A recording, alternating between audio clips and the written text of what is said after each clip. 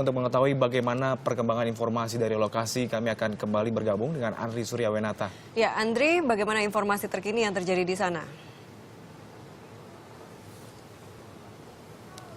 Ya, Elis dan juga Sakti, pada saat ini untuk dari pihak polisian masih berada di dalam lokasi rumah tempat terjadinya penyanderaan dengan 3 orang sandera oleh 2 orang istilahnya penyandera ataupun perampok yang sampai saat ini diketahui bahwa memang untuk dilakukan penyanderaan sendiri adalah untuk merampok ataupun mengambil barang-barang yang ada di dalam rumah. Nah, untuk diketahui juga bahwa tindakan seperti ini itu terjadi tepatnya pada pukul 6 pagi, di mana dimulai pada saat itu dari pihak pembantu yang ada dalam rumah ini kedatangan oleh 2 orang yang tidak dikenal yang berada langsung di tamannya, dan pada saat itu juga langsung menodongkan pistol ke arah dari pembantu, dan pada saat itu juga kedua orang ini langsung meminta diantarkan ke tempat ataupun ke ruang kamar tidur dari si pemilik rumah, yaitu Asep Sulaiman.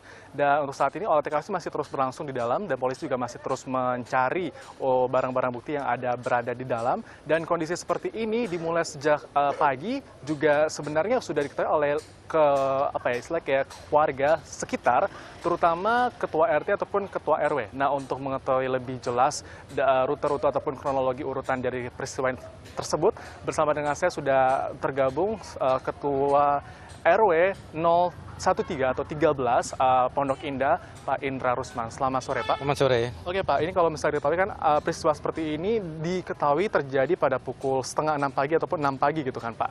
Nah, bagaimana, Pak, awal mula diketahui adanya penyanderaan ataupun perampokan yang terjadi di rumah dari milik Pak Asep Sulaiman? Saya dapat informasi dari anggota Satpam, itu sekitar jam 6.45.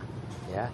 Jam 6.45 bahwasanya ada perampokan modus dan ada sedikit kaget masalah penyanderaan. Kemudian kira-kira saya 15 menit saya meluncur ke TKP sekitar 7 lebih lah. Jam 7 saya sampai di lokasi, ternyata dari anggota kepolisian sudah di tempat, anggota Satpam keamanan wilayah di sini di Bukit Hijau sudah ada. Kemudian saya tanya informasinya bahwasanya kejadian apa ini, ternyata katanya ada perampokan, ada orang masuk. Karena ada ini dari pembantu informasi minta tolong pagi-pagi itu, dia teriak-teriak di belakang, kemudian ditanggapi oleh warga tetangga yang langsung mungkin lapor ke kepolisian. Kemudian tiba di lokasi, akhirnya situasi masih belum bisa mengetahui apa di dalam itu ya. Jadi selaku ketua RW di lingkungan sekitar, Pak, kita ingin tahu apakah dari sistem keamanan di lingkungan sendiri seperti apa per hari-harinya, Pak? Ya, sementara ini memang kita di keamanan di kita itu masing-masing RT. Jadi kita ada 10 RT di sini.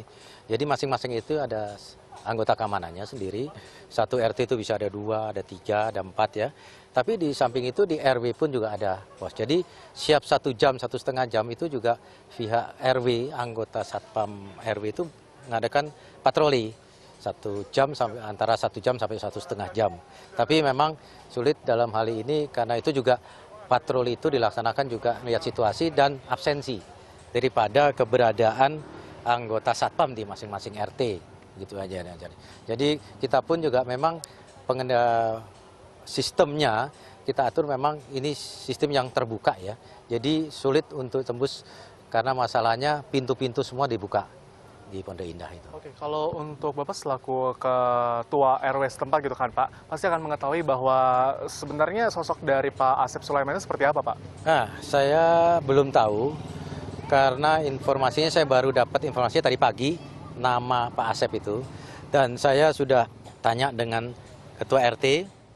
Ternyata keberadaan atau Pak Asep itu sampai saat ini tidak terlapor atau belum pernah melapor ke RT-nya. Jadi mereka belum tahu sampai sejauh mana siapa ini. Itu aja. Siap, terima kasih ya, Pak. Dan Eli Sakti, perlu diketahui juga bahwa memang untuk melaporkan identitas diri kepada pihak lingkungan sekitar adalah suatu hal yang mutlak perlu wajib dilakukan untuk mengetahui jika memang seandainya hal-hal yang tidak diinginkan seperti ini terjadi untuk data ataupun yang didapatkan dari kepala ataupun ketua lingkungan sekitar. Dan sekedar review kembali bahwa ada 3 orang yang disandra, yaitu pertama adalah bapaknya yaitu Asep Sulaiman, kemudian istrinya dan anaknya yang laki-laki. Nah, berikut juga untuk mengetahui lebih lanjut sebenarnya apakah yang terjadi dalam kondisi penyanderaan seperti ini, berikut ada kutipan dari Kapolda Metro Jaya, Irjen Pol Mugiarto.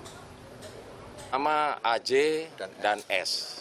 Ya, AJ dan S. Pengakuan sementara mereka berasal dari Solo, tapi kita akan dalami kembali. Kan kita mau cek KTP-nya dan sebagainya. Pihak lain yang memanfaatkan 2 pelaku ini. Dan nanti kita dalami. Sementara belum ada kita sampai ke motif itu, tapi kita akan kembangkan pemeriksaan yang saat ini sedang dilakukan pemeriksaan di Polda Metro. Kondisi terakhir pada yang disandra gimana, Pak?